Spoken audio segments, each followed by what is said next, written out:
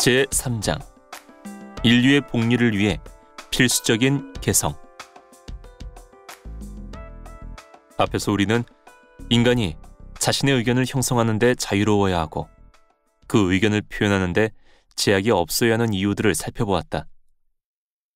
그리고 그런 자유가 금지되거나 금지된 상황 속에서도 의견이 단호하게 주장되지 않는 경우에는 인간의 지성에 치명적인 결과를 초래하고 결국 그로 인해 인간의 도덕성에도 치명적인 상처를 주게 된다는 것도 아울러 살펴보았다.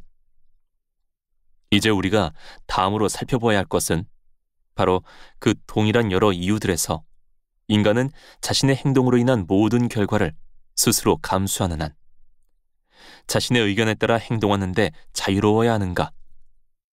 즉, 사람은 다른 사람들의 육체적이거나 도덕적인 방해 없이 자신의 의견을 삶 속에서 실행할 수 있는 자유가 있어야 하는가의 여부를 검토하는 것이다.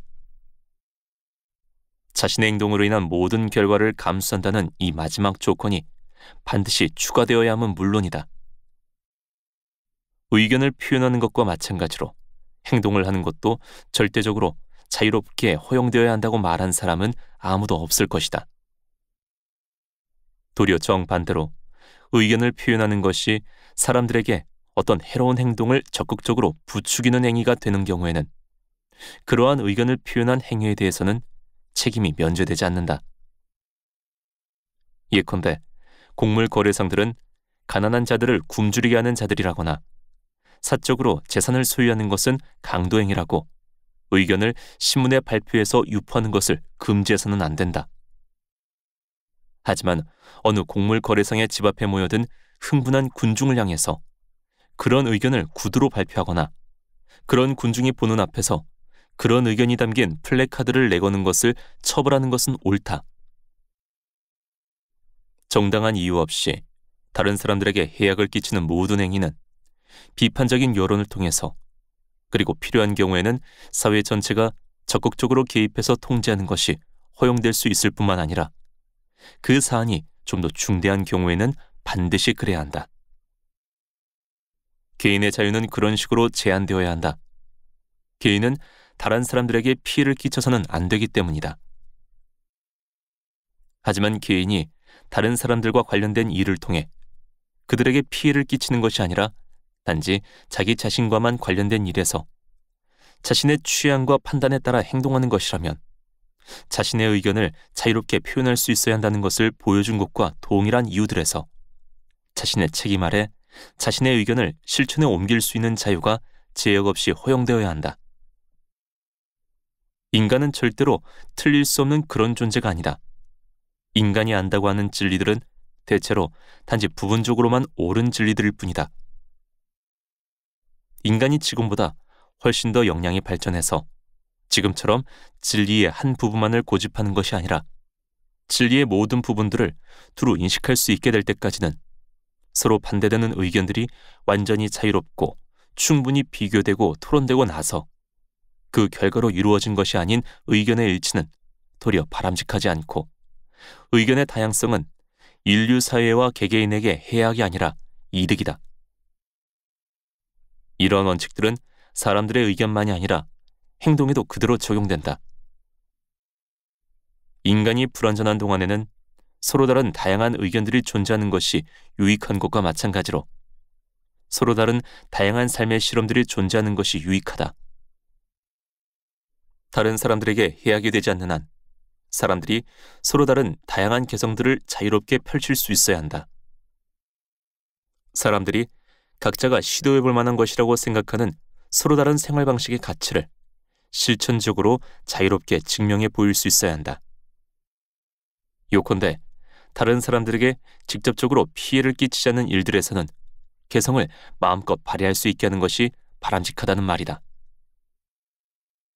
개개인의 개성이 아니라 사회 전체의 전통이나 관습이 행위 규범으로 작용하는 곳에서는 인간의 행복을 위해 가장 중요한 요소들 중에 하나임과 동시에 개인과 사회의 발전을 위해 가장 중요한 요소가 사라지게 된다.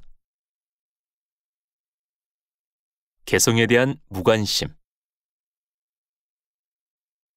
이러한 원칙을 실현하고자 할 때 만나게 되는 가장 큰 어려움은 사람들이 그러한 목표를 이루기 위한 수단이 무엇인지를 잘 알지 못하는 데 있지 않고 대체로 사람들이 그 목표 자체에 대해 무관심하다는 데 있다.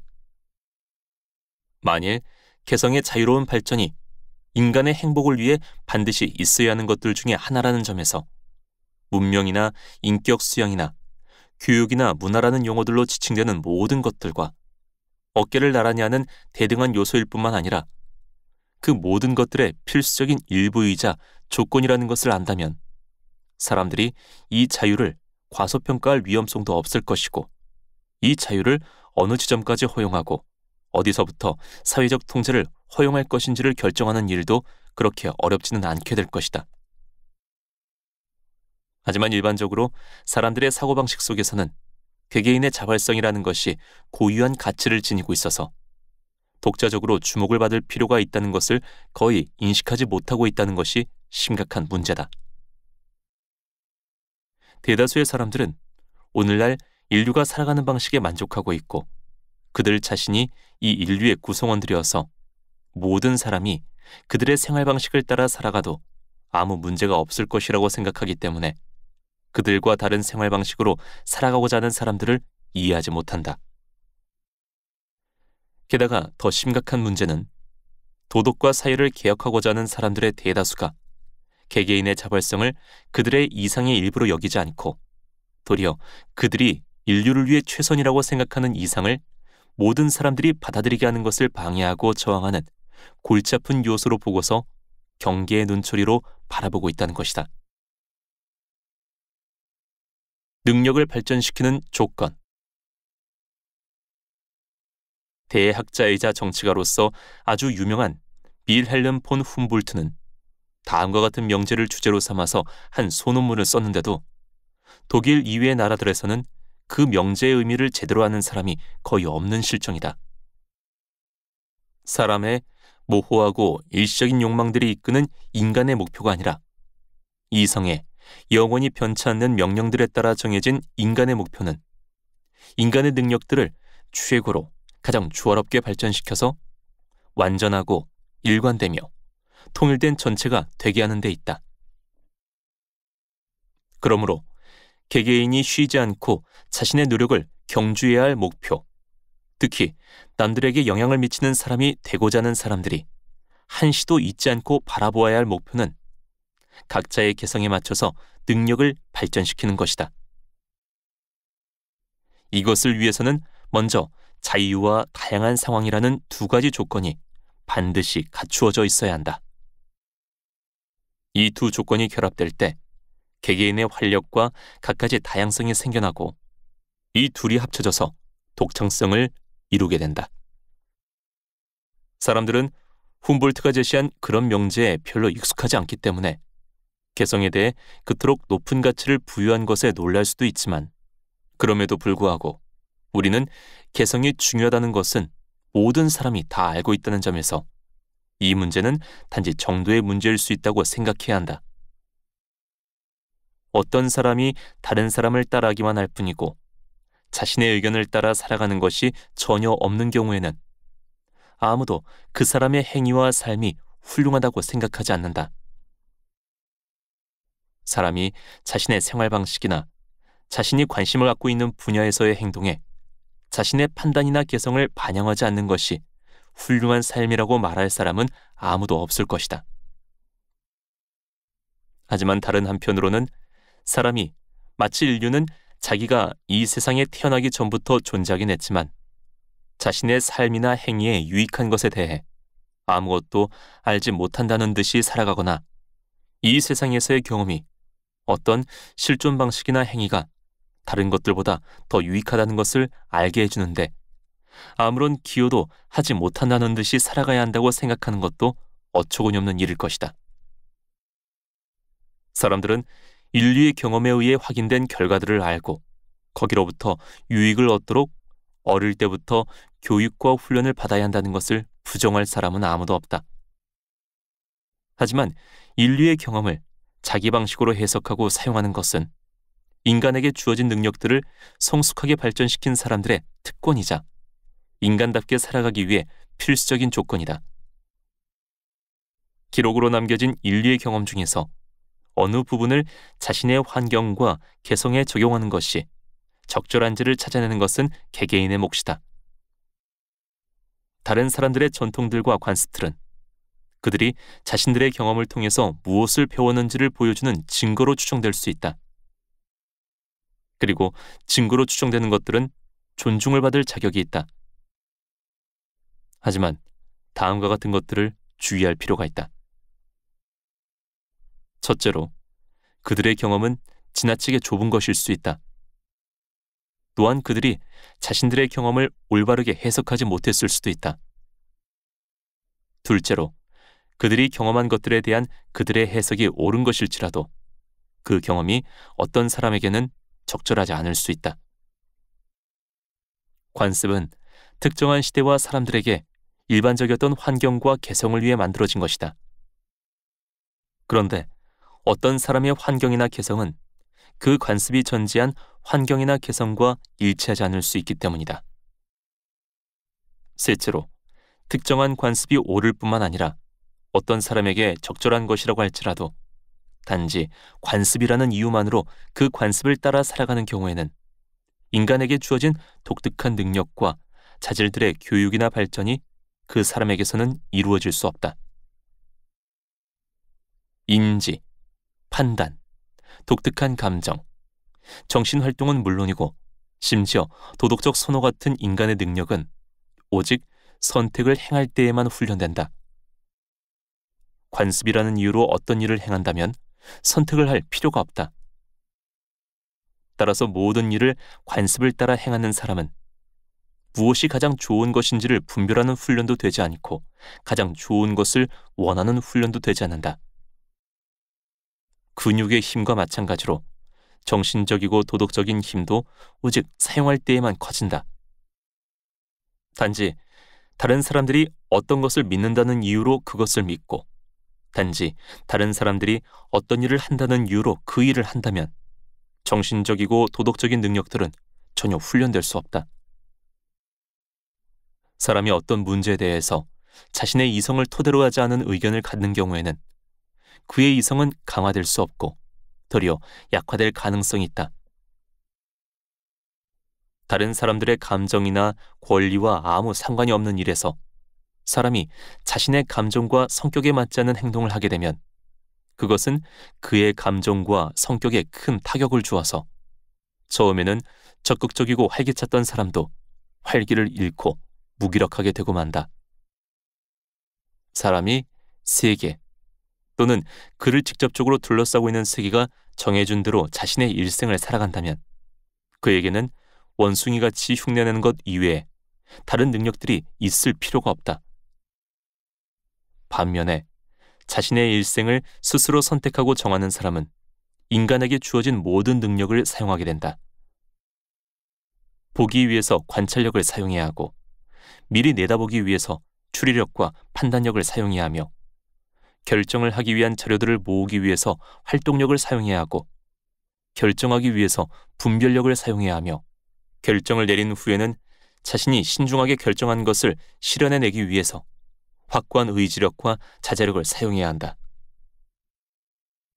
사람의 이러한 능력들은 어떤 사람이 자신의 행동 중에서 자신의 판단과 감정에 따라 결정하는 부분이 얼마나 큰가에 따라 정확히 거기에 비례해서 요구되고 훈련된다. 이러한 능력들이 전혀 없어도 해로운 길을 피해서 안전한 길로 가는 것도 가능하다. 하지만 인간으로서 좀 더 가치 있는 길은 어느 쪽일까? 사람이 어떤 일을 하는지도 중요하지만 사실은 그 일을 하는 사람이 어떤 사람인지가 더 중요하다. 사람이 자신의 일생을 바쳐서 완성해 나가고 찬란하게 꽃피어 나가는 일들 중에서 가장 중요한 일은 자기 자신을 완성해 나가고 찬란하게 꽃피어 나가는 것이기 때문이다. 인간의 모습으로 된 자동 기계들이 사람들을 대신해서 집을 지어주고 곡물을 길러주며 전쟁도 해주고 재판도 해주며 심지어 교회를 짓고 기도하는 것도 대신해주는 것이 가능하다고 가정해보자. 반면에 오늘날 이 세계에 좀 더 개화된 지역들에서 살아가고 있는 사람들이라고 할지라도 인간이라는 것은 자연이 만들어낼 수 있고 앞으로도 만들어낼 수많은 생물의 종들 가운데서 자신의 본성을 제대로 발휘하지 못하는 종이다. 그럼에도 불구하고 이 세계에 살고 있는 사람들을 모두 그런 자동기계로 대체해버린다면 그것은 이득이 아니라 상당한 손실이 될 것이다. 왜냐하면 인간의 본성은 어떤 정해진 모형을 따라 만들어져서 정해진 곳에 배치되어 정해진 일을 정확히 해내는 기계가 아니라 인간을 살아있는 존재로 만들어주는 내면의 힘을 따라 사방으로 자신을 성장시키고 발전시켜 나가게 되어 있는 나무이기 때문이다. 욕망과 충동의 필요성. 사람이 자신의 지적 판단력을 사용해서 어떤 근거들을 가지고서 어떤 경우에는 관습을 따르고 어떤 경우에는 관습을 거부하는 것이 단지 맹목적이고 기계적으로 관습을 따르는 것보다 더 낫다는 것은 대부분의 사람들이 인정할 것이다. 또한 그러한 지적 판단은 우리 자신의 것이어야 한다는 것도 어느 정도는 인정할 것이다. 하지만 어떤 일과 관련한 욕망과 충동도 마찬가지로 우리 자신의 것이어야 한다는 것, 즉 우리 자신의 충동을 지니는 것은 결코 위험한 일도 아니고 우리에게 예기치 않은 해악을 가져다 줄 덫도 아니라는 것은 그렇게 기꺼이 인정하려고 하지 않는다. 하지만 욕망과 충동은 신념과 절제와 마찬가지로 완전한 인간의 한 부분이다.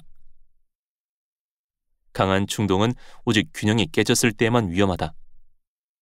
즉, 일련의 목표들과 성향들은 발전해서 강력해진 반면에 그것들과 공존해야 할 다른 목표들과 성향들은 발전하지 못해 여전히 약한 상태에 머물러 있어서 제대로 활동하지 못할 때에만 위험하다.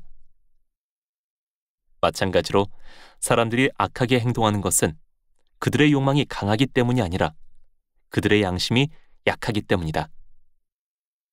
충동이 강하면 반드시 양심이 약할 수밖에 없다는 그런 필연적인 연결관계는 존재하지 않는다. 오히려 그 반대다.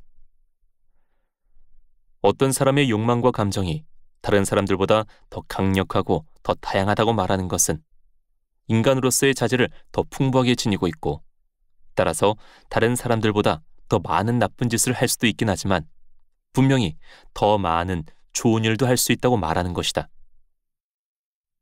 강한 충동은 활력의 또 다른 이름일 뿐이다. 활력은 나쁘게 사용될 수 있다. 하지만 활력이 없고 무감각한 사람이 아니라 활력이 있고 감정이 풍부한 사람이 더 많은 좋은 일을 할 수 있다는 것도 언제나 사실이다. 오직 풍부한 감정을 타고난 사람들만이 그 감정을 개발해서 아주 강력하게 만들 수 있다. 마찬가지로 예민한 감수성을 타고난 사람들만이 자신의 충동들을 생생하고 강력하게 만들어서 대단히 열정적으로 미덕을 사랑함과 동시에 아주 단호하고 혹독하게 자기 자신을 절제할 수 있다. 그런 사람들이 마음껏 활동하고 자신의 자질들을 발전시킬 수 있는 환경을 조성해 주는 것이야말로 사회가 자신의 의무를 다하고 자신의 이익을 보호하는 것이다. 사회가 그런 사람들과 그런 자질들을 배척함으로써 영웅이 탄생할 수 있는 환경을 근본적으로 봉쇄해버린다면 그것은 영웅이 어떻게 만들어지는지에 대해 무지하기 때문이다.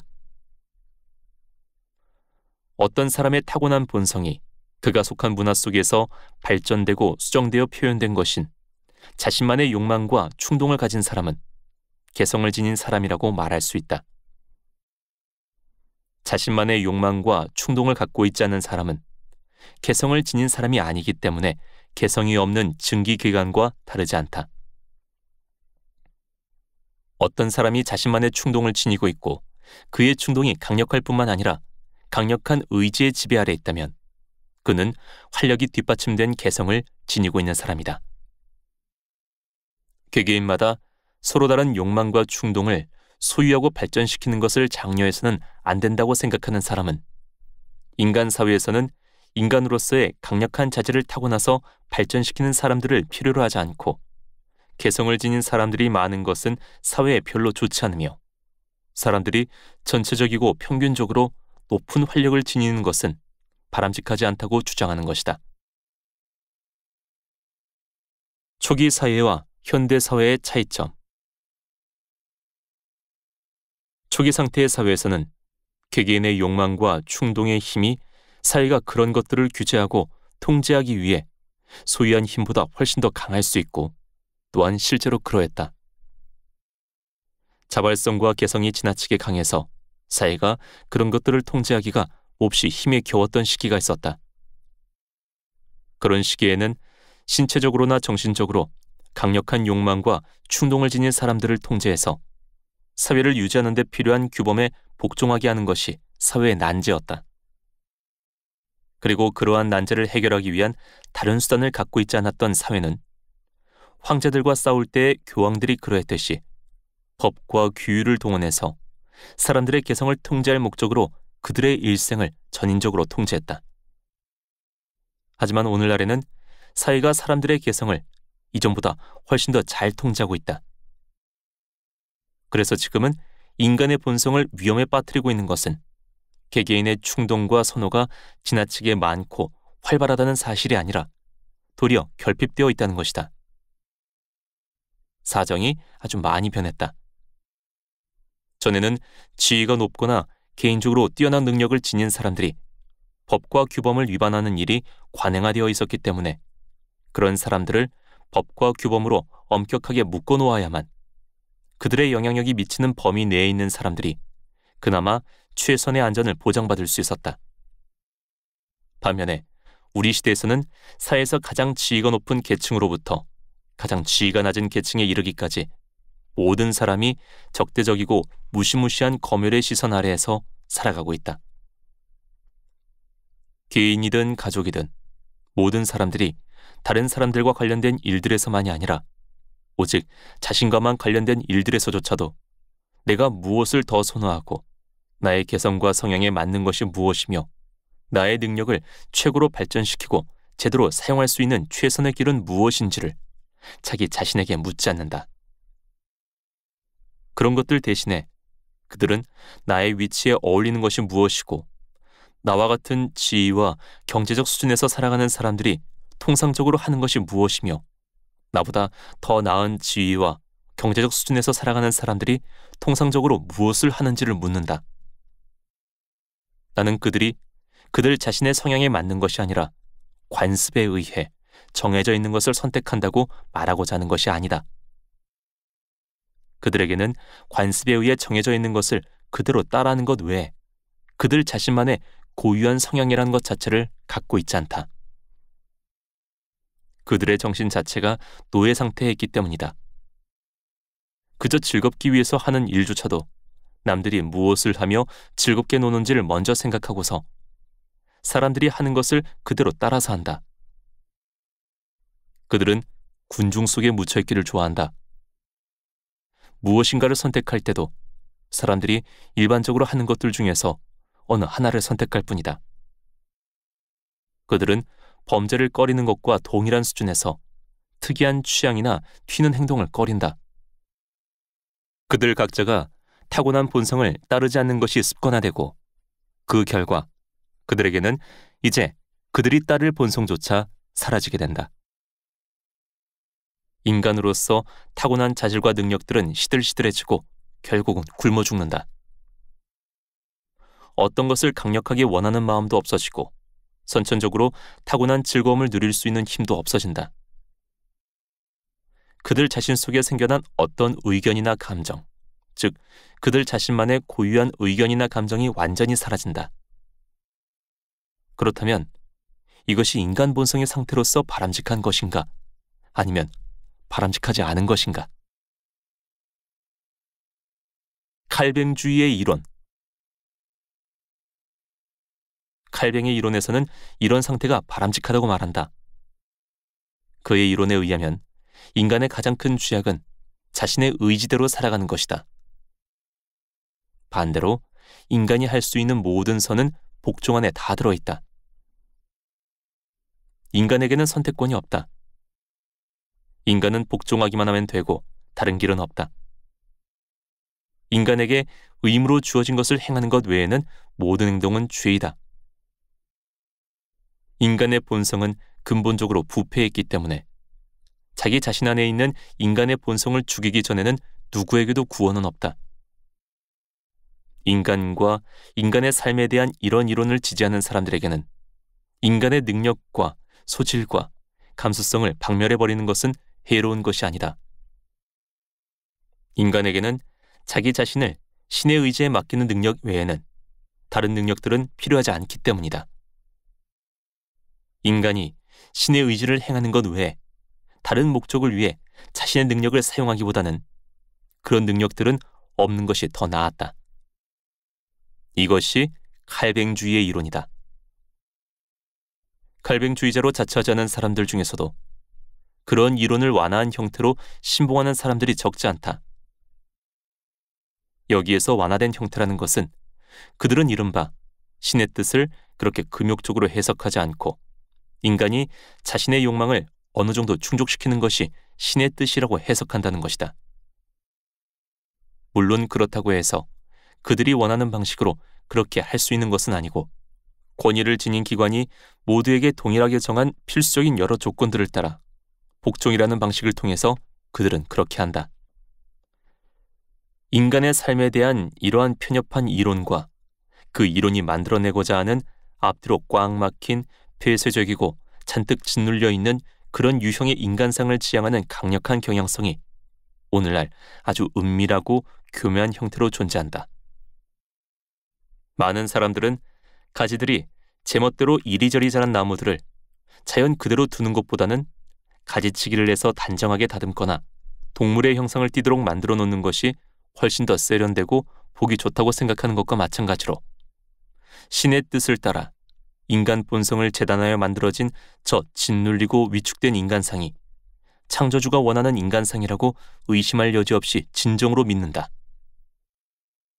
하지만 인간이 선한 창조주에 의해 만들어졌다는 것을 믿는 것이 신앙의 한 부분이라면 이 창조주는 자기가 만든 인간의 모든 능력들이 박멸되고 사멸되는 것이 아니라 도리어 개발되고 활용되기를 바랄 것이라고 믿는 것이 그런 신앙과 더 부합한다.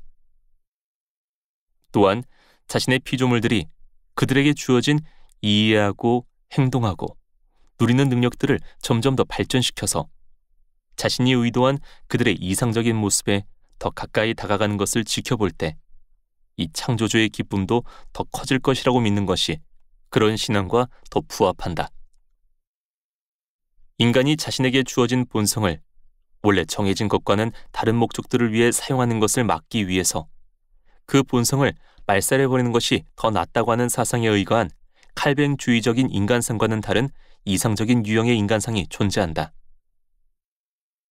이교적인 자기 긍정은 기독교적인 자기 부정과 마찬가지로 인간의 가치를 구성하는 요소들 중에 하나다. 자기 개발이라는 그리스인들의 이상은 자기 절제라는 플라톤적이고 기독교적인 이상으로 대체되어야 하는 것이 아니라 이 둘은 서로 결합되어야 한다. 알키비아데스 같은 사람이 되는 것보다는 존 녹스 같은 사람이 되는 것이 더 나을 수 있지만 그 두 사람보다는 페리클레스 같은 사람이 되는 것이 더 낫다. 하지만 오늘날 페리클레스 같은 사람이 있다고 하더라도 그 사람은 존 녹스에게 있는 그 어떤 장점 없이는 존재하지 못할 것이다. 개성의 개발의 필요성. 인간은 개개인들에게 있는 온갖 개성들을 깎고 다듬어서 획일적인 것으로 만들어버리는 것이 아니라 다른 사람들의 권리와 이익을 해치지 않는 범위 내에서 모두 다 불러내어 개발하고 육성할 때 누가 보아도 고귀하고 아름다운 존재가 된다. 그렇게 해서 사람이 만든 작품 속에는 그것을 만든 사람의 개성이 녹아있는 것처럼 인류가 무한히 더 나아진다면 거기에 속한 사람들의 삶에도 풍요로움과 다양함과 활기가 넘치게 될 것이고 인간 사회에는 고귀한 생각과 고상한 감정들이 차고 넘치며 모든 개개인을 하나의 인류로 묶어주는 유대감도 강력해질 것이다. 각 사람은 자신의 개성을 발전시킨 정도에 비례해서 그만큼 더 자기 자신에게 가치를 지니게 되고 그 결과 다른 사람들에게도 더 가치 있게 된다. 개개인의 삶이 만개하여 풍성해지면 그 개개인들로 이루어지는 사회도 풍성해지게 된다. 인간 본성의 좀 더 강력한 속성들이 다른 속성들의 권리를 잠식하는 것을 막기 위해서 필요한 압박은 반드시 있어야 한다. 심지어 인간의 발전이라는 관점에서도 그런 압박은 풍성한 보상을 가져다 준다. 개인이 다른 사람들에게 해악을 끼치는 것을 개의치 않고 자신을 발전시킨다면 그러한 발전은 대체로 다른 사람들의 발전의 기회를 희생시킴으로써 얻어지는 것이다. 그러므로 개인의 본성 중에서 이기적인 부분을 억제하면 사회적인 부분이 더 잘 발전하게 되고 이것은 그 개인에게도 충분한 보상이 된다.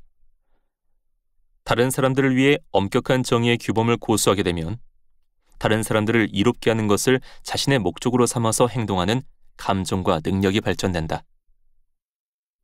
하지만 다른 사람들의 이익에 영향을 미치지 않는 일들에서 단지 그들이 안 좋아한다는 이유로 제한을 받는 경우에는 가치 있는 것들은 전혀 발전하지 못하고 오직 그런 제한에 저항하는 반항심만 더 커질 뿐이다.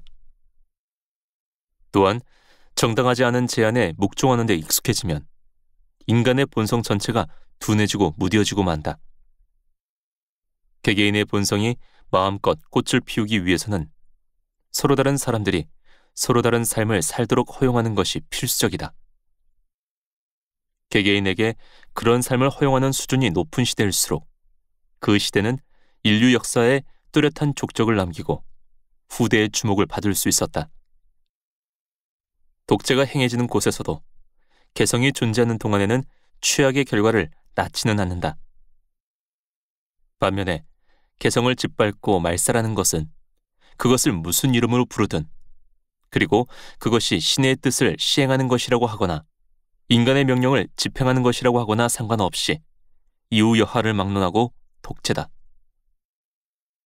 지금까지 나는 개성은 발전과 동일한 것이고 오직 개성을 장려하고 육성할 때에만 인간은 제대로 잘 발달할 수 있다는 것에 대해서 어느 정도 할 말을 다 했기 때문에 이제 여기에서 그러한 논증을 마쳐야겠지만 현실은 그렇지가 않다. 사람들 개개인이 그들 자신을 자기의 최선의 모습에 더 가깝게 발전시킬 수 있는 그런 여건으로 인간 사회를 조성해 나가는 것보다 더 중요하거나 좋은 것이 무엇이 있겠는가? 이것을 역으로 말해서 개개인이 자신의 본성을 최고로 발전시키는 것을 방해하고 가로막는 방향으로 인간 사회의 여건을 조성해 나가는 것보다 더 나쁜 것이 무엇이 있겠는가? 하지만 이러한 고찰들로는 이 사실을 깨달을 필요가 가장 절실한 사람들을 설득한 데에는 충분하지 않은 것임은 의심의 여지가 없다.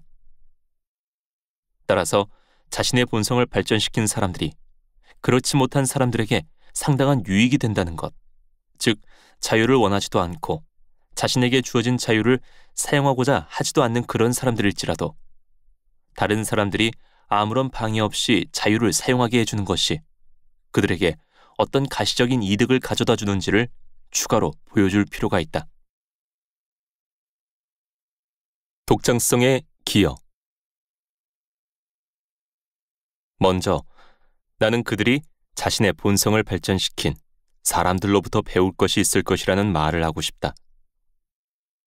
독창성이 인간의 삶 속에서 가치 있는 요소라는 것을 부인할 사람은 아무도 없다. 인간 사회에는 새로운 진리들을 발견해서 이전에 진리였던 것들이 이제는 더 이상 진리가 아니라는 것을 보여주는 사람들만이 필요한 것이 아니다.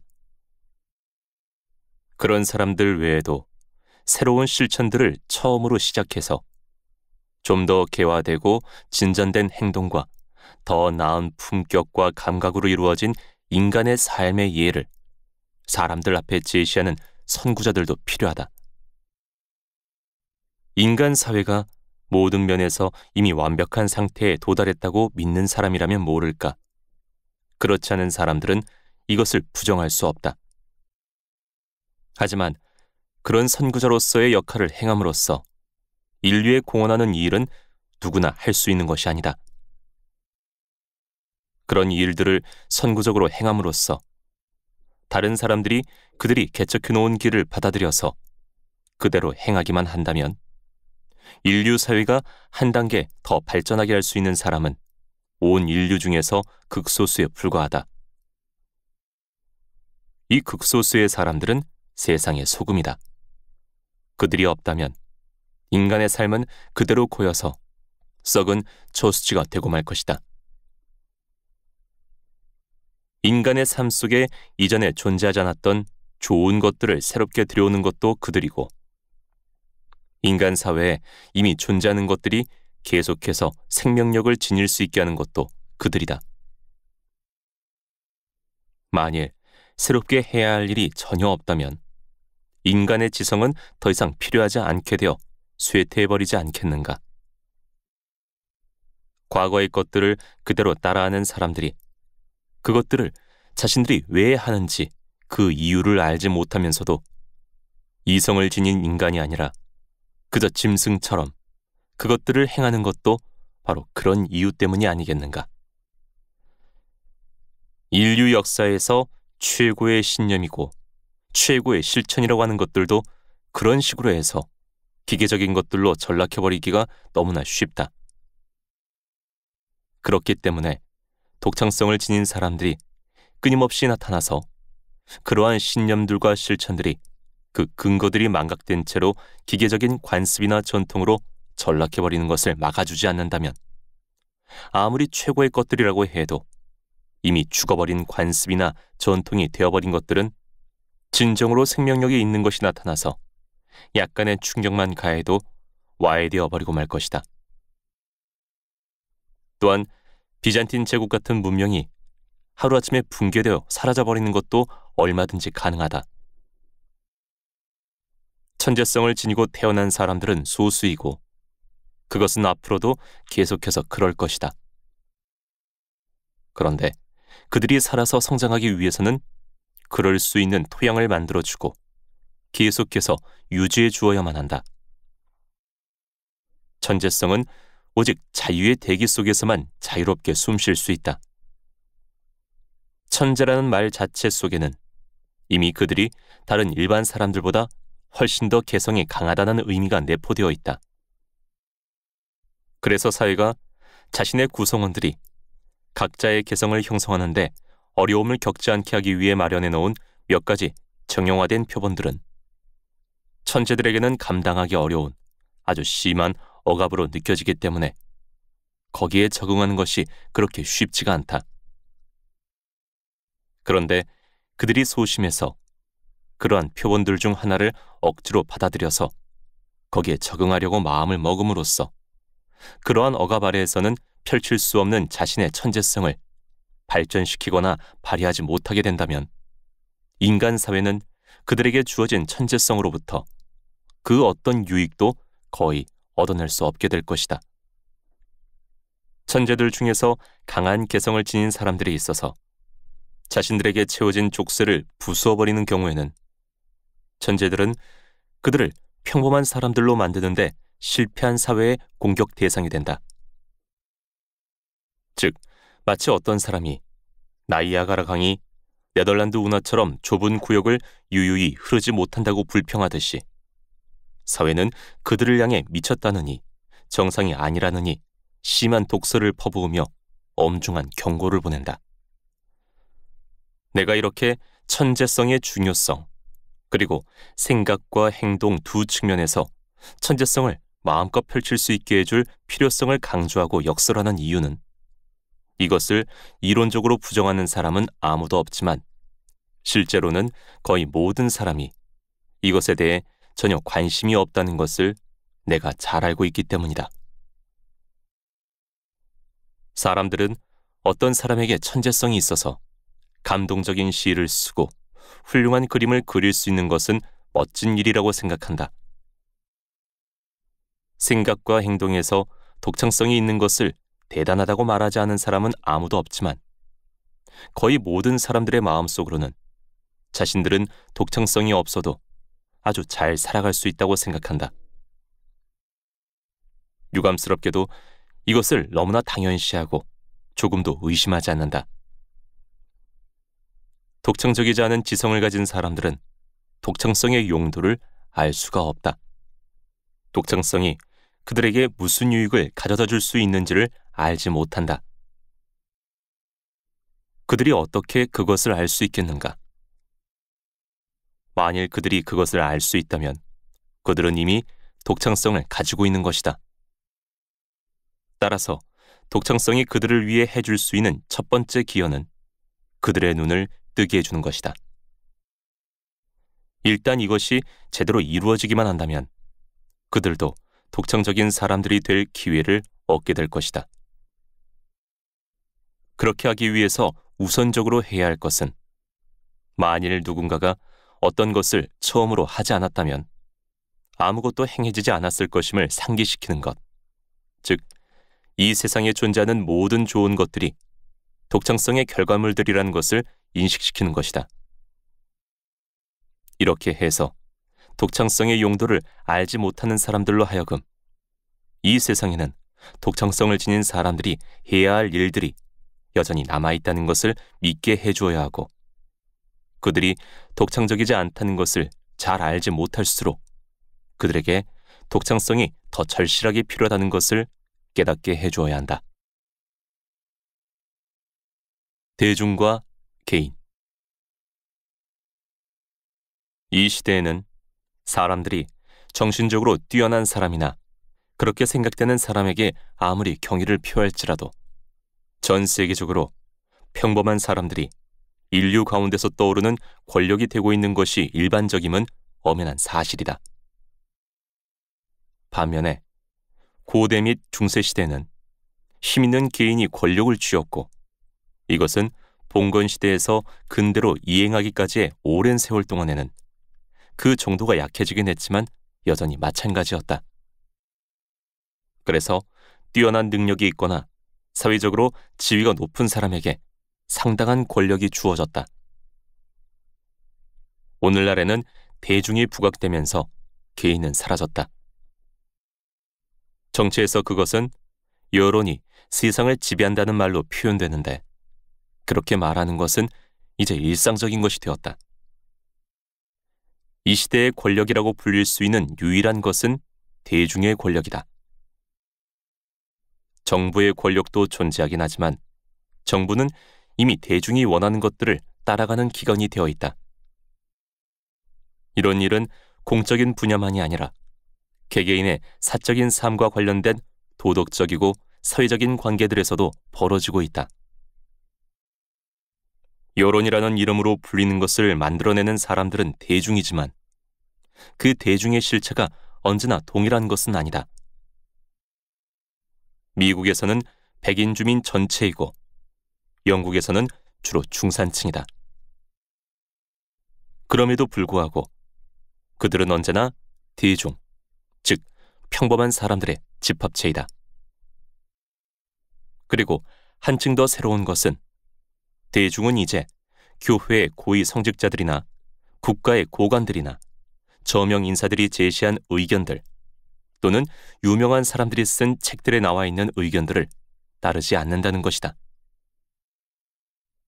그들의 생각은 서로 같은 처지에 있는 사람들이 그들에게 말하거나 그들의 이름으로 말한 생각 또는 그런 사람들이 기회가 주어졌을 때 신문지상을 통해 밝힌 생각과 동일하다. 나는 이 모든 것들이 불만스럽다고 말하고 있는 것이 아니다. 현재의 인간 지성은 낮은 수준에 있기 때문에 오늘날의 사회가 지금 당장 현재 상태보다 더 나은 상태가 될 수 있다고 생각하지 않는다. 하지만 평범한 사람들이 지배하는 정부는 평범한 정부가 될 수밖에 없다는 것을 부정할 수는 없다. 민주주의나 귀족주의를 기반으로 한 정부는 자신의 정치적인 행위나 의견, 그리고 그 정부에서 장려하는 지성의 수준과 기조에서 실제로 평범한 수준을 뛰어넘을 수 있었던 유일한 이유는 그 정부의 권력을 쥐고 있던 다수가 그들보다 더 큰 재능과 학식을 갖춘 한 사람 또는 소수의 자문과 영향력 아래에서 국정을 운영했던 때뿐이었다. 그렇게 한 정부는 언제나 최고의 황금기를 누렸다. 모든 진정으로 지혜롭거나 고귀한 일들은 개인에게서 시작되고 또한 그래야 한다. 일반적으로 그런 일들을 시작하는 것은 어떤 개인이다. 평범한 사람들이 명예와 영광을 얻을 수 있는 방법은 그 개인이 선구적으로 걸어간 길을 따라가는 것이다. 그 개인이 열어놓은 지혜롭고 고귀한 길을 직시하고 진심으로 받아들여서 그 길로 걸어가야 한다. 지금 나는 천재성을 지닌 강력한 인물이 자신의 힘으로 정부를 장악하고서 자신의 뜻대로 좌지우지하는 것을 찬양하는 이른바 영웅 숭배 사상을 지지하고 있는 것이 아니다.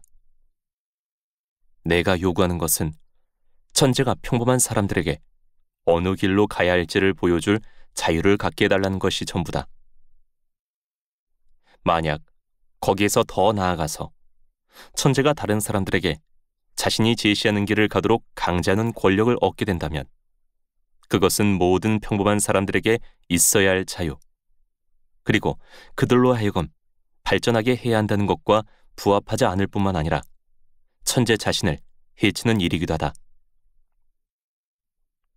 오늘날에는 평범하기 짝이 없는 사람들로 이루어진 대중의 여론이 어느 곳에서나 지배적인 권력이 되었거나 되어가고 있기 때문에 그러한 경향을 견제해서 그 속에 내재된 해악을 고치고 균형을 이루기 위해서는 탁월한 지성과 훌륭한 사상을 갖춘 사람들의 개성이 마음껏 발휘될 수 있게 해주는 것이 최선인 것으로 보인다. 오늘날의 상황이 그렇기 때문에 이외적인 개인들이 대중과 다르게 행동하는 것을 막는 것이 아니라 도리어 장려하는 것이 그 어느 때보다 절실하다. 다른 시대들에서는 천재들이라고 할지라도 대중과 다르게 행동할 뿐만 아니라 더 낮게 행동할 때에만 사회에 유익을 끼칠 수 있었다. 반면에 이 시대에서는 단지 대중과 다르게 행동하고 관습과 관행에 무릎을 꿇기를 거부한다는 것 자체만으로도 사회에 기여하는 것이다. 여론의 독단과 폭정이 너무 심해서 그 기준에서 벗어난 엉뚱한 행동에 대해서는 가차없는 비난이 쏟아지는 오늘날의 상황에서는 그런 독단과 폭정을 깨트리기 위해서는 사람들이 기준을 벗어나 엉뚱하게 행동하는 것이 바람직하기 때문이다. 개성이 활발하게 발휘되었던 시기나 지역에서는 언제나 엉뚱한 행동들이 차고 넘쳤다. 한 사회가 담고 있는 천재성과 정신적인 활력과 도덕적인 용기가 클수록 엉뚱한 행동들이 많아진다. 오늘날 그런 엉뚱한 행동들이 별로 없다는 것이야말로 이 시대가 얼마나 큰 위험에 처해 있는지를 보여주는 지표다. 이제까지 나는 관습을 벗어난 것들을 가능한 한 가장 자유롭고 폭넓게 허용하는 것이 중요한데 끊임없이 그렇게 하다 보면 그러한 것들 중에서 어떤 것들은 적절한 때를 만나 받아들여지고 관습이 된다고 말해왔다.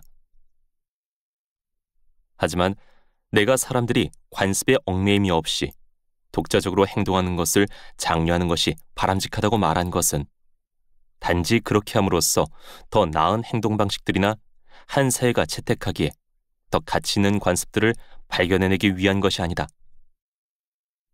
또한 오직 정신력으로 뛰어난 사람들만이 자신의 삶을 자신만의 고유한 방식으로 살아갈 자격이 있다는 의미도 아니다. 모든 인간이 어느 한 가지 방식 또는 소수의 방식을 따라 자신의 삶을 살아가야 할 이유는 없다. 상식적인 수준에서의 이성과 경험을 갖춘 사람이라면 자신의 삶을 자기 방식대로 살아가는 것이 최선이다. 그런 삶이 그 자체로 최선이기 때문이 아니라 그 사람 자신의 고유한 방식대로 살아가는 것이기 때문이다.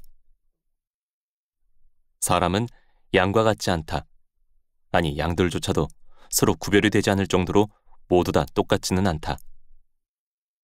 사람은 외투나 신발이 필요한 경우에는 자신의 치수를 재서 거기에 맞추어 만들거나 상점에 있는 많은 것들 중에서 자기에게 맞는 것을 선택한다.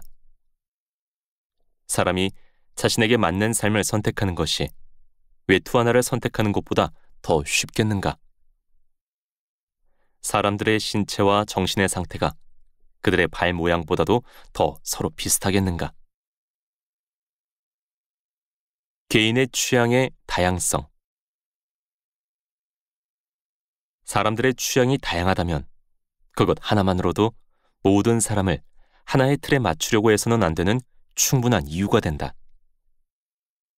그런데 사람들이 자신의 정신적인 발전을 위해 필요로 하는 조건들도 서로 다르다. 온갖 다양한 식물들이 동일한 자연 조건과 기후에서 건강하게 자랄 수 없는 것과 마찬가지로 모든 사람에게 동일한 도덕적 기준을 획일적으로 적용하면 그런 조건에서 모두가 건강하게 살아가는 것은 불가능하다. 어떤 사람에게는 그의 본성 중에서 더 고귀한 것들을 발전시키는데 도움이 되는 것들이 다른 사람에게는 도리어 방해가 될 수 있다. 하나의 동일한 생활 방식이 어떤 사람에게는 아주 건강하게 작용해서 그의 모든 능력을 최고로 발전시키고 유지할 수 있게 해주는 반면에 어떤 사람에게는 도저히 감당할 수 없는 무거운 짐으로 작용해서 그의 모든 내면의 삶을 불안정하게 하거나 파괴해버릴 수 있다.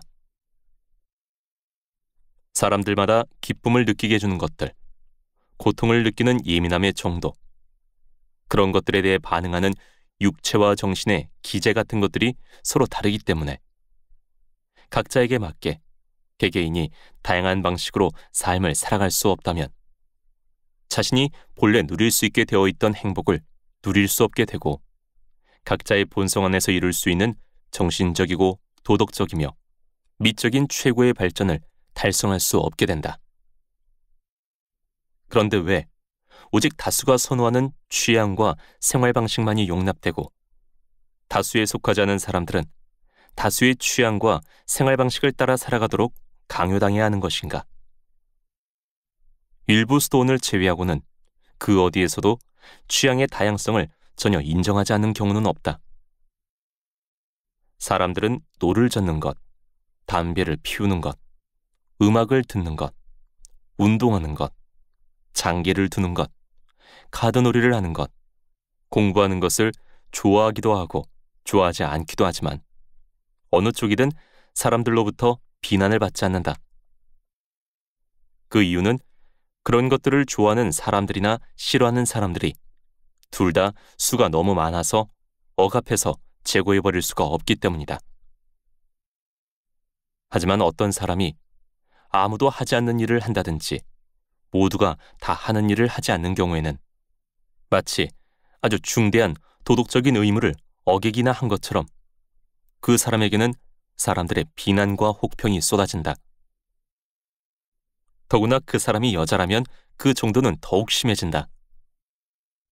어떤 사람이 자신의 평판에 손상이 가게 하지 않는 가운데 자기가 하고 싶은 일을 할 수 있는 호사를 어느 정도 누리려고 한다면 그런 것이 용인될 정도의 사회적 지위가 있거나 사람들로부터 저 사람은 그럴 만하다는 인정을 받는 사람이어야 한다. 다시 한번 말하지만 그런 사람조차도 그런 것을 어느 정도만 누릴 수 있을 뿐이다. 왜냐하면 자기가 하고 싶은 대로 하는 것이 지나치게 되면 그가 누구이든 비난이나 혹평은 말할 것도 없고 그 이상의 제재도 각오해야 하기 때문이다. 심지어는 법원에서 정신병자로 판결을 받아 그의 전 재산이 몰수되어 가족이나 친척에게 주어지는 일이 벌어지기도 한다. 오늘날 대중의 여론에는 특히 조금이라도 튀는 개성을 용납할 수 없게 만드는 한 가지 특징이 있는데 그것은 대중을 이루고 있는 일반적이고 평범한 사람들은 지성에서만이 아니라 취향에 있어서도 무난하다는 것이다. 그들은 평범한 것에서 벗어나 어떤 특별한 것을 하고 싶어하는 성향이나 욕구가 별로 강하지 않다. 따라서 그런 성향이나 욕구를 지닌 사람들을 이해하지 못하고 그런 사람들을 제정신이 아니고 자제력이 부족한 자들로 규정하고서 업신여기는 것이 습관화되어 있다. 대중의 여론과 관련해서 이러한 특징적인 경향성이 일반화되어 있는 가운데 사회의 도덕을 한 단계 끌어올리는 것을 목표로 한 강력한 운동이 이미 시작되었는데 우리가 그러한 대중운동 속에서 무엇을 예상할 수 있는지는 너무나 분명하다. 오늘날 그러한 운동은 이미 시작되었다. 아니, 실제로는 사람들의 행동을 정형화하고 거기에서 벗어나는 행동들을 통제하는 방식으로 이루어져 온 그 운동은 벌써 상당한 효과를 거두고 있다. 박애주의적인 정신이 널리 퍼져 있고 거기에 의거해서 인류 전체를 도덕적이고 사려 깊은 사람들로 개조하고자 하는 움직임이 확산되고 있다. 대중의 이상적 인간상. 이 시대의 이러한 경향성들로 인해 대중은 과거 그 어느 때보다도 더 보편적인 행동 규범을 정해서 모든 사람으로 하여금 그 기준에 맞춰 살아가게 하기 위해 애쓰고 있다. 그런데 대중이 정한 명시적이거나 암묵적인 기준이라는 것은 그 어떤 것도 강렬하게 원해서는 안 된다는 것이다. 거기에서 이상적인 인간성은 뚜렷한 개성이 없는 인간이다. 인간의 본성 중에서 평범한 인간에게서 볼 수 없는 특별하거나 다른 개성들은 억압해서 중국 여자의 전족처럼 강압적으로 그 기준에 들어맞게 만든다. 이상이라고 하는 것들이 사실은 이상적인 것들의 전부를 포함하는 것이 아니라 그 절반은 배제된 반쪽짜리인 경우가 보통인 것처럼 오늘날 사람들이 인정하는 기준도 오직 이상적인 것들의 절반만을 불완전하게 모방한 것일 뿐이다. 그 기준에 맞춰 살아갈 때 생겨나는 결과는 활발한 이성의 지도를 받는 큰 활력과 양심적인 의지의 통제를 받는 강력한 감정이 아니라 빈약한 감정과 허약한 활력이다. 이것이 유지될 수 있는 것은 그 어떤 강력한 의지나 이성 없이 단지 형식적으로만 규범에 맞춰 살아가기 때문이다. 강한 개성을 가지고 활력 있게 살아가던 사람들도 벌써 단지 전통과 관습을 따라 살아가는 사람들이 되어가고 있다. 지금 이 나라에서는 사업하는 것 외에는 활력을 사용할 곳이 거의 없다. 사업 분야에서 사용되고 있는 활력은 아직까지는 여전히 상당하다고 말할 수 있다. 그렇게 사용하고 남은 약간의 활력은 취미 활동에 사용된다. 그러한 취미 활동은 유익한 것일 수 있고 심지어 자선 사업도 그런 취미 활동 중의 하나이지만 그 범위는 언제나 작은 규모의 어느 한 가지로 제한되어 있다. 이제 영국의 위대함은 모두 집단적인 것들에 있다.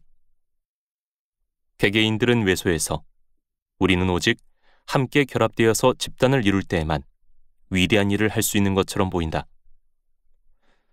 우리의 도덕적이고 종교적인 박애주의자들은 우리의 이런 모습에 대해 완벽하게 만족한다.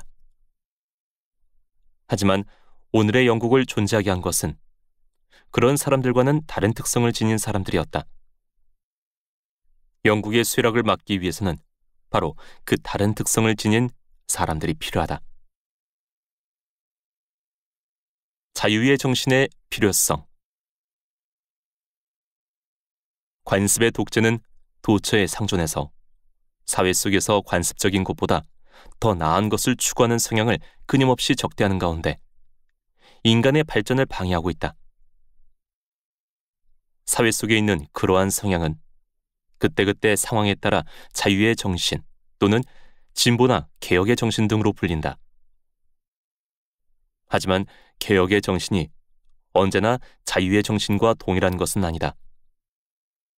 개혁의 정신은 개혁을 거부하는 사람들에 대해서는 강제력을 사용해서라도 개혁을 이루고자 하고, 자유의 정신은 그런 시도를 저지하기 위해서 부분적 및 일시적으로 개혁을 반대하는 사람들과 손을 잡을 수도 있기 때문이다. 하지만 진정한 개혁을 가능하게 해주는 유일하게 확실하고 영속적인 원천은 자유다. 자유가 존재하는 곳에서만 한 사람 한 사람이 하나의 독립적인 개혁의 거점이 될 수 있고, 그렇게 해서 무수히 많은 개혁의 거점들이 존재할 수 있기 때문이다.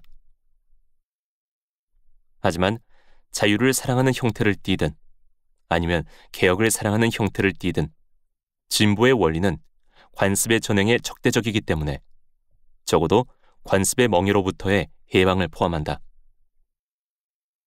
그리고 이 둘 간의 싸움이 인류 역사의 기조를 이룬다.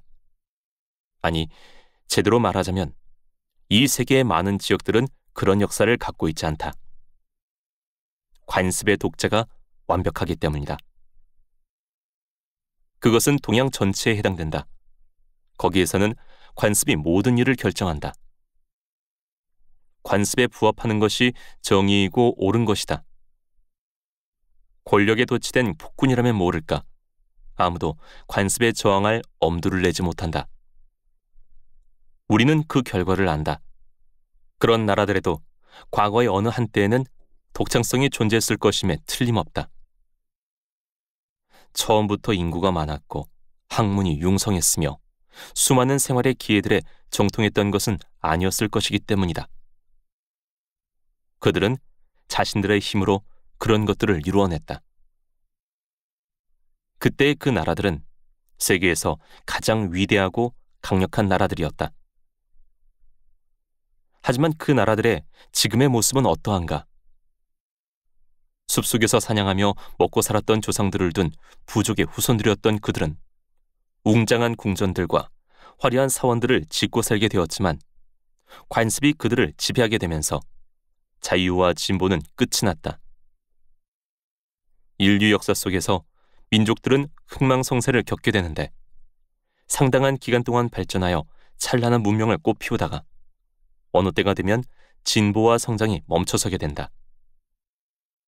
그렇다면 언제 멈춰서게 되는 것인가? 그것은 바로 그 민족 속에 개성이 발붙일 곳이 없게 될 때다. 동양의 그런 나라들이 겪는 것과 비슷한 일이 유럽의 나라들에서 일어난다면 정확히 동일한 결과가 만들어지지는 않을 것이다. 그 이유는 유럽의 나라들을 위협하고 있는 관습의 독재는 동양의 나라들처럼 그렇게 완벽하지 않아서 너무 튀는 것들은 배척하지만 모든 변화와 진보를 다 철저하게 가로막지는 않기 때문이다. 우리는 우리의 조상들이 고수했던 의상들을 이제 더 이상 입지 않는다. 모든 사람이 여전히 다른 사람들과 똑같은 옷을 입어야 하긴 하지만 사람들이 입는 옷은 1년에 한두 번은 다른 옷으로 바뀐다. 여기에서 우리는 이러한 패션의 변화는 아름다움이나 편리함으로 인한 것이 아니라 단지 변화를 추구하는 사람들의 성향으로부터 생겨나는 것임을 주목할 필요가 있다. 아름다움이나 편리함에 대한 어떤 생각이 갑자기 어느 순간에 모든 사람에게 동시에 생겨났다가 얼마 후에 또다시 어느 순간에 모든 사람에 의해 동시에 폐기되는 것이라고 생각하기는 어렵기 때문이다. 하지만 우리는 변화만이 아니라 진보를 추구한다. 끊임없이 새로운 기계들을 발명해내고 어느 기간 동안 사용하다가 또다시 더 좋은 기계를 발명해내어 이전의 것을 버리고 더 발전된 것을 사용한다. 또한 정치와 교육과 도덕에서 진보를 위해 애쓴다. 물론 오늘날 도덕에 있어서의 진보라는 것은 주로 다른 사람들을 설득하거나 강제해서 우리와 똑같이 선하게 만드는 것이라는 생각이 대중을 지배하고 있긴 하지만 이 시대의 사회와 대중이 반대하는 것은 발전이나 진보가 아니다. 도리어 오늘날 대중은 자신들이야말로 인류 역사 속에서 가장 진보적인 사람들이라고 자부한다. 대중이 반대하고 용납하지 못하는 것은 개성이다. 그들은 사람들이 서로 달라야만 자신이 부족함이나 다른 사람들의 뛰어남을 주목하게 되고 서로의 장점들을 결합해서 개개인이 만들어낼 수 있는 것보다 더 나은 것을 만들어낼 생각을 하게 되는 것이 보통이라는 사실을 망각해버린다. 또한 한 사회의 구성원 전부를 모두 다 똑같은 사람들로 만들어야만 경이로운 일들을 이루어낼 수 있을 것이라고 생각한다. 중국의 경우 우리는 그런 생각이 한 사회를 지배할 때 어떤 결과가 빚어지는지를 경고해주는 이해를 중국에서 찾아볼 수 있다. 중국은 한때 수많은 재능들, 심지어 어떤 점들에서는 지혜가 넘쳐났던 그런 나라였다. 그것은 초창기에 상당히 훌륭한 일련의 관습들이 그 나라에 만들어지는 아주 드문 행운이 주어진 덕분이었다. 그 관습들을 만들어낸 주역은 가장 개화된 유럽인들조차도 몇몇 단서들을 달기는 했지만 현자들과 철학자들이라고 지칭할 만하다고 여겼던 사람들이었다. 중국의 그런 현자들은 나라 안의 모든 사람들로 하여금 그 최고의 지혜를 익힐 수 있게 하고 그 지혜를 익힌 사람들을 관리로 등용하여 명예와 권력을 누릴 수 있게 해주는 훌륭한 제도를 마련했다는 점에서도 주목할 만한 사람들이었다. 중국이 이런 일을 해낸 민족이라면 그들은 분명히 인간의 진보와 관련된 비밀을 알아낸 사람들이었을 것이기 때문에 당연히 지금도 여전히 이 세계의 선두에 서 있어야 한다. 하지만 우리의 그러한 예상과는 반대로 그들은 정체되어 있다. 수천 년 동안이나 제자리에 머물러 있다.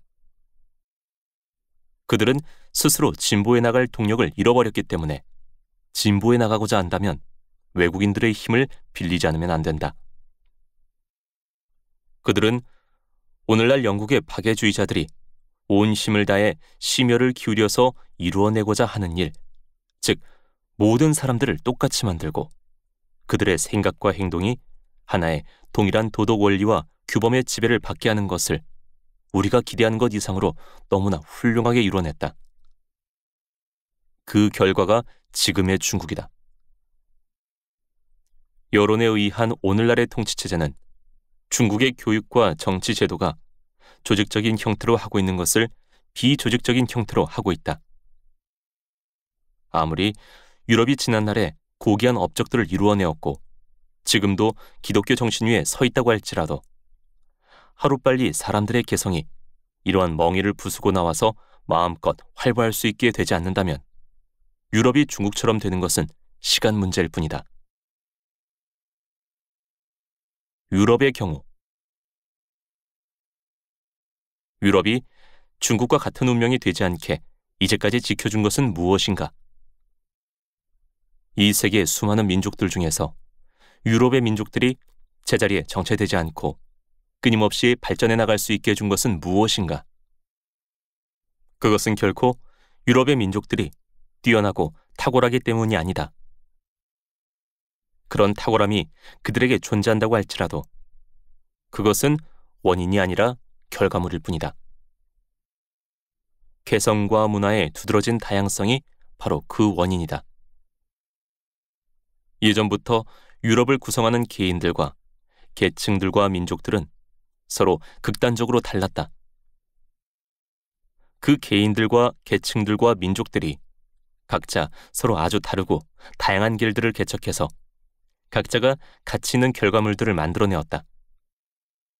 물론 각 시대에 서로 다른 길들을 간 사람들이 서로를 순순히 받아들인 것은 아니었고 도리어 모든 사람이 하나의 길을 간다면 아주 좋을 것이라고 생각해서 자신의 특정한 길을 다른 모든 사람들에게 강요했다.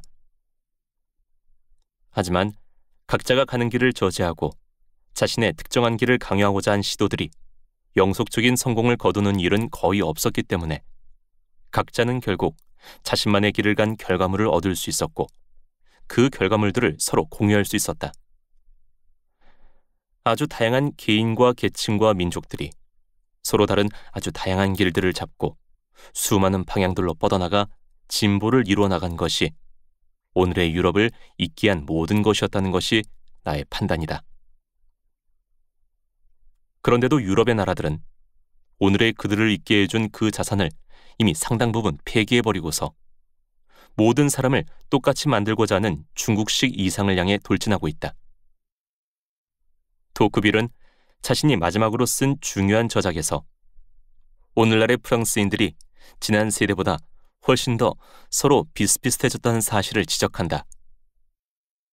그 말은 영국인들에게도 해당될 뿐만 아니라 그 정도가 훨씬 더 심각하다. 훔볼트는 우리가 앞에서 언급한 인용문에서 인간의 발전을 위해 필수적인 두 가지 조건은 자유와 환경의 다양성이라고 말했다. 이것은 사람들이 서로 달라야 인간이 발전할 수 있다고 말한 것과 같다. 그런데 이 두 가지 조건 중에서 두 번째가 이 나라에서 날마다 감소하고 있다. 서로 다른 계층들과 개인들을 둘러싸고서 그들의 개성을 형성해내는 환경들이 날마다 점점 더 비슷해져 가고 있다는 말이다. 다양성의 감소. 전에는 사회적 지위가 서로 다른 사람들, 서로 다른 이웃들, 직업이 서로 다른 사람들이 서로 다른 세계라고 할 수 있는 환경 속에서 살아갔다. 하지만 현재는 상당한 정도로 동일한 세계 속에서 살아가고 있다. 상대적으로 말하자면 사람들은 이제 동일한 것들을 읽고 동일한 것들을 들으며 동일한 것들을 보고 동일한 곳들을 간다. 사람들이 희망하는 것이나 염려하는 것들도 동일하다. 사람들은 동일한 권리들과 자유들을 누리고 그런 것들을 누리기 위해 사용하는 수단들도 동일하다. 사람들 간의 사회적 지위와 신분의 차이는 아직도 크지만 사람들 간에서 사라진 차이들에 비하면 아무것도 아니다. 그리고 사회 구성원들에 대한 이러한 통질화는 여전히 진행되고 있다. 이 시대의 모든 정치적 변화들이 사회적으로 신분이 낮았던 사람들은 높여주고 신분이 높았던 사람들은 낮추는 경향으로 작용하는 것이 그런 동질화를 촉진시킨다. 교육의 기회가 확대되어서 사람들이 동일한 교육 환경 속에서 동일한 사실들과 정서들을 접하게 된 것도 그런 동질화를 촉진시킨다. 교통과 통신의 발달로 서로 멀리 떨어져 있는 사람들이 손쉽게 접촉할 수 있게 되고 많은 사람들이 한 곳에서 다른 곳으로 주거를 신속하게 옮길 수 있게 된 것도 그런 동질화를 촉진시킨다. 상업과 제조업의 발달로 편리한 환경이 주는 이점들이 널리 확산되어서 모든 사람들이 온갖 목표, 심지어 최고의 목표를 달성하고자 하는 야심을 품고 서로 경쟁할 수 있게 됨으로써 출세가 이제 더 이상 특정 계층이 아니라 모든 계층의 목표가 된 것도 그런 동질화를 촉진시킨다. 하지만 사람들 간의 전반적인 동질성을 촉진시킴에 있어서 이 모든 것들보다 더 강력한 요인은 이 나라를 비롯한 여러 자유로운 나라들에서 여론이 국가를 지배하는 힘으로 완벽하게 자리를 잡았다는 것이다. 한편으로는 전에는 사회적으로 이런저런 특권들을 지닌 사람들이 자신들의 보호막인 그러한 특권에 힘입어서 대중의 의견을 무시할 수 있었지만 이제는 그런 특권들이 점차 사라져서 모든 사람들이 거의 평준화되었다. 다른 한편으로는 대중도 자신의 고유한 의지를 가지고 있다는 것이 분명하게 인식되면서 대중의 의지에 저항하고자 하는 생각 자체가 현실 정치인들에게서 점점 더 사라졌다. 이 두 가지가 합쳐져서 대중의 여론과 다른 것에 대한 그 어떤 사회적 지지도 존재하지 않게 되었다. 즉, 대중이 수적인 우위를 내세워서 관찰하고자 하는 여론에 반대하여 대중과 다른 의견을 제시하고 행동하는 그 어떤 사회적인 세력도 존재하지 않게 되었다는 것이다. 개성과 다양성의 회복. 이 모든 요인들이 한데 결합되어서 개성에 대하여 거대한 규모의 적대적인 세력이 형성되어 있기 때문에 어떻게 해야 개성이 입지를 확보할 수 있을지가 잘 보이지 않아서 상황이 아주 어렵다. 대중 가운데서 지식인 계층이라고 할 수 있는 사람들이 개성의 가치를 알게 되어서 사람들 간에 존재하는 차이들이 사회를 개선시키지 못하고 심지어 그들이 보기에 사회를 더 나빠지게 하는 것처럼 보이더라도 사람들이 다 똑같아서 개성이 말살되어 있는 것보다 더 낫다는 것을 깨닫지 못한다면 이러한 상황은 더욱더 어려워질 것이다. 하지만 지금은 이 사회가 사람들을 강제해서 동질성을 확보하고자 하는 시도가 완성되지 않아서 아직은 빈 구석이 많이 남아있다는 점에서 개성의 가치와 중요성을 사람들에게 일깨우는 일을 하기에 적절할 때는 바로 지금이다. 모든 것은 초기에 바로잡아야 한다. 모든 사람들이 서로 비슷해져야 한다는 이 사회의 요구는 날이 갈수록 점점 더 거세지고 있다. 모든 사람의 삶이 하나로 정해진 형태로 획일화된 후에 거기에 저항하고자 한다면 그 획일적인 삶의 형태로부터 벗어난 모든 것들은 불경스럽고 비도덕적이며 심지어 본성을 거스르는 기괴한 짓으로 여겨지게 될 것이다. 인간이라는 것은 다양성을 보지 않은 채로 한동안 살아가다 보면 아주 신속하고 다양성이 무엇인지를 알지 못하게 되기 때문이다.